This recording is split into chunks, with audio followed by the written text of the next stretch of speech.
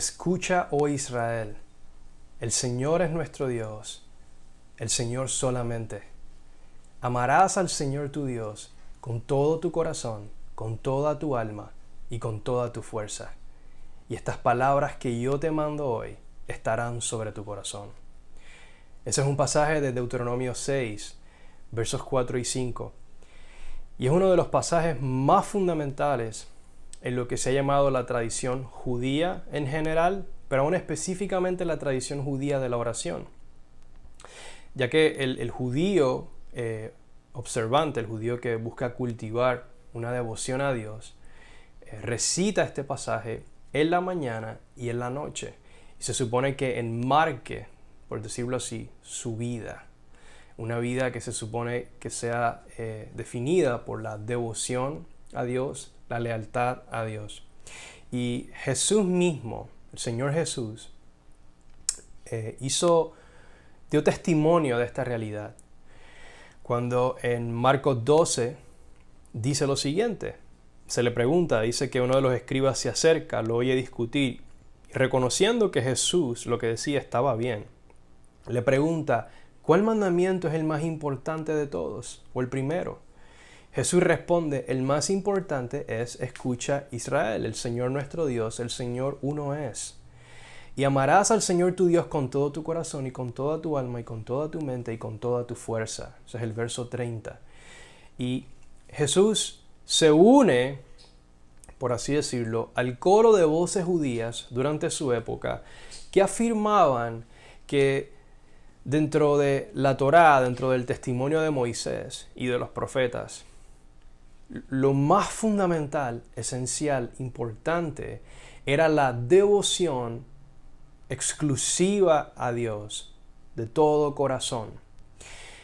Es decir, se podía ir al templo, sacrificar, se podían celebrar las fiestas y otras cosas más que eran importantes y que debían ser parte de la expresión de devoción a Dios para el judío, pero que sin embargo, si esto no ocurría como parte de una devoción sincera de corazón, por la cual el israelita le era fiel a Dios, era su único Dios, el único Dios a quien buscaba y adoraba, pues todo lo demás era en vano.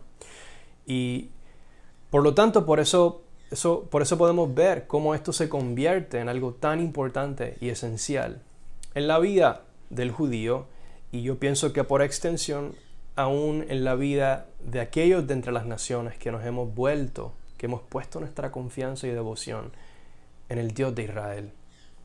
Y me gustaría hablar de varios puntos principales. Primero, vemos que la Shema, así es que se le conoce a esta frase, esta oración, implica una postura de escuchar para obedecer. Es decir, el que escucha, obedece, está dispuesto, se dispone a obedecer y a responder atentamente de corazón a su Señor, al Señor que lo llama.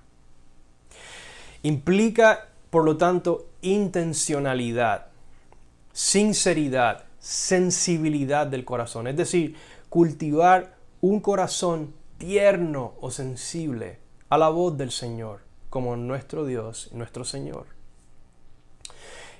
Y algunos llaman a esto, entre los judíos, describen a esta intencionalidad como kavaná.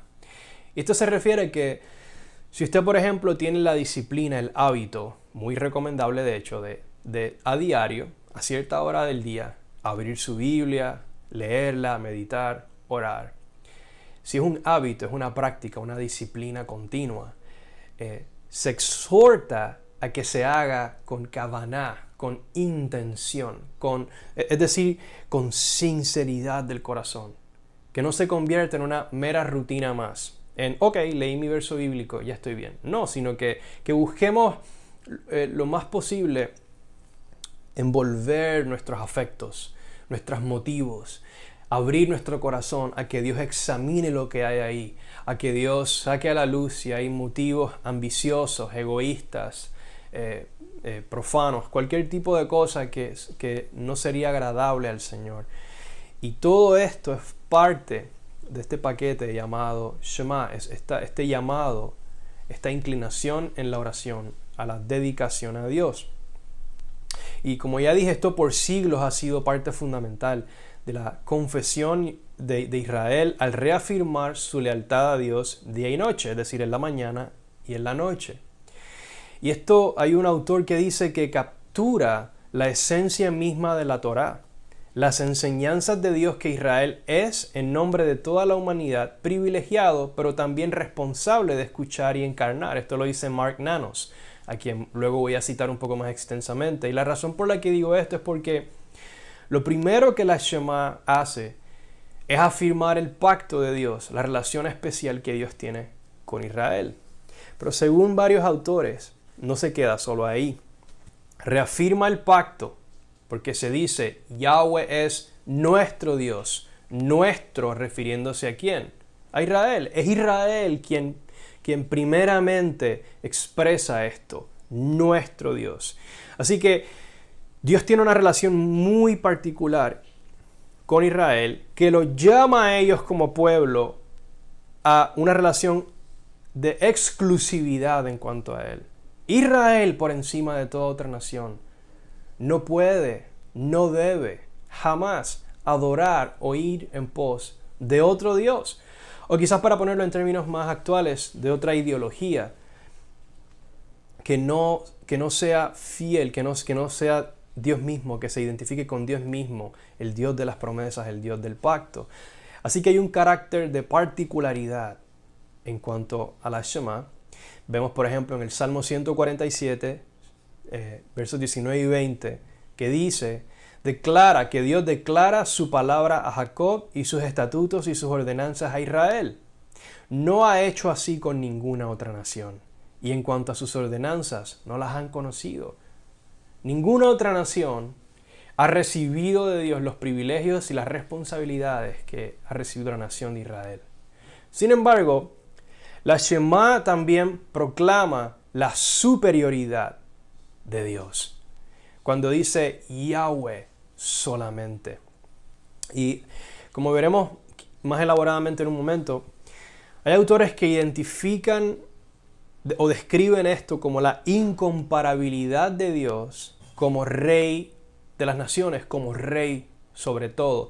La razón por la que Dios tiene toda la autoridad para reclamar, para exigir devoción, adoración exclusiva, es porque Él es el Dios que está por encima de todos, por encima de todas las naciones que Él mismo creó a partir de Adán.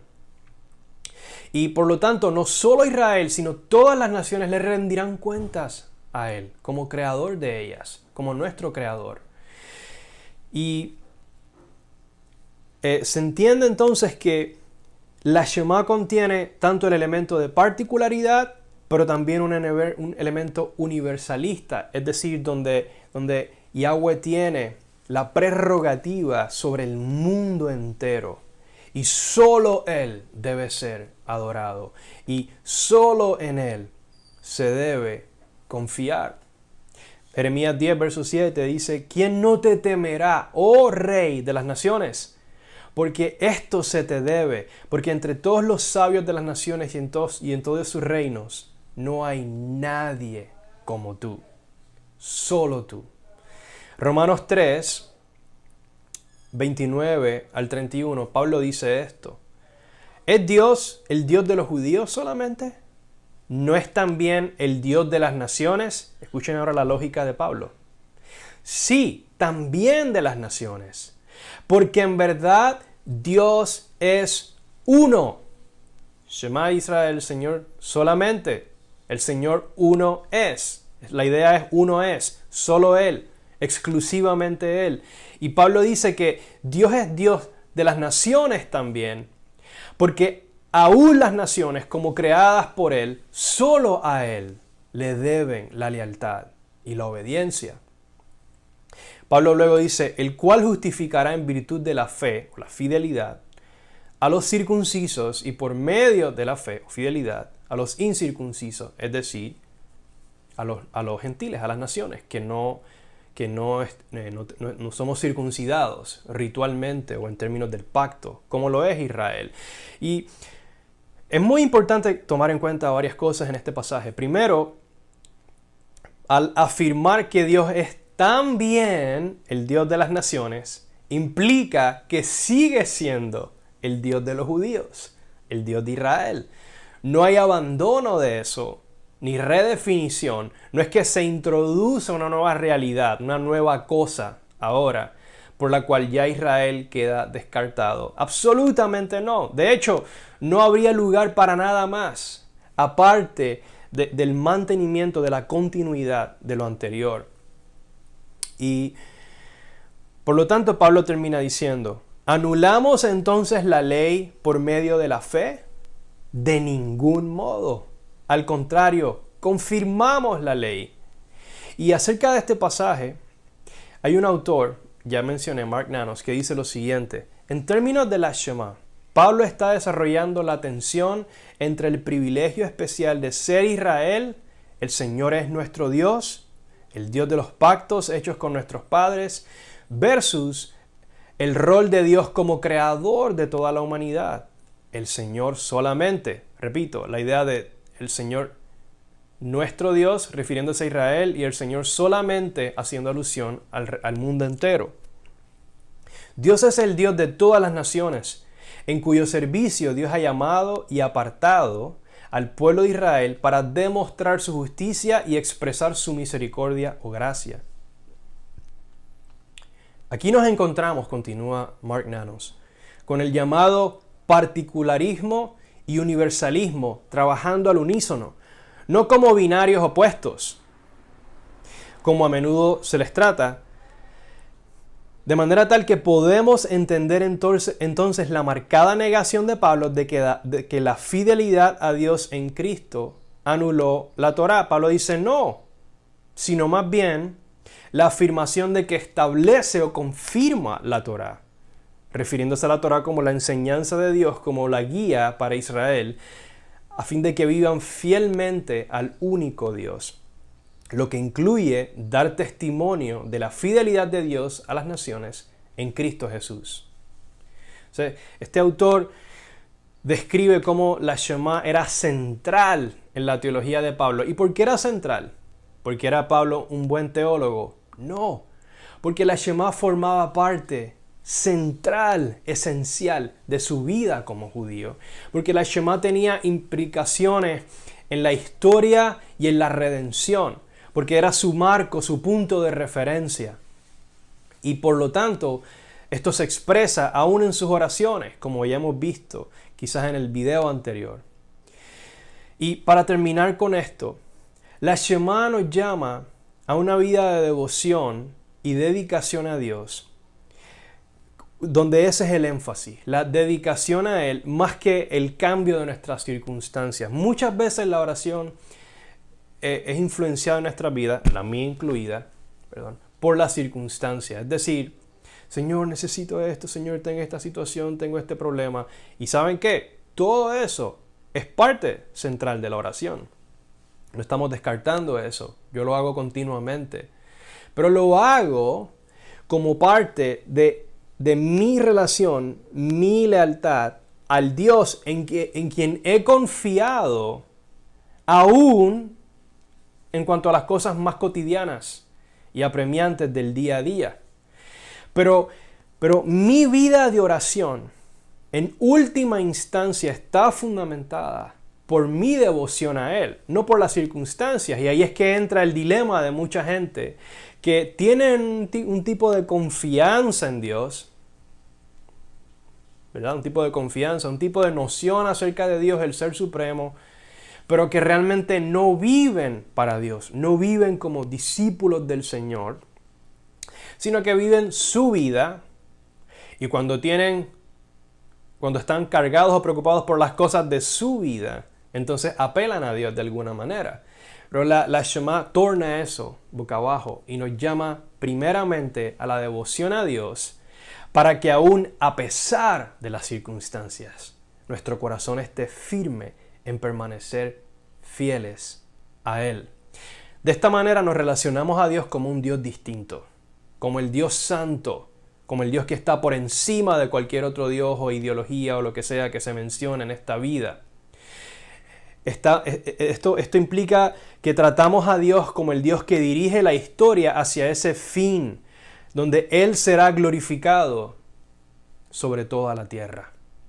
Por eso, el Salmo 117 dice: alaben al Señor naciones todas, alábenle pueblos todos, porque grande es su misericordia para con nosotros, la casa de Israel, y la fidelidad de Yahweh es eterna.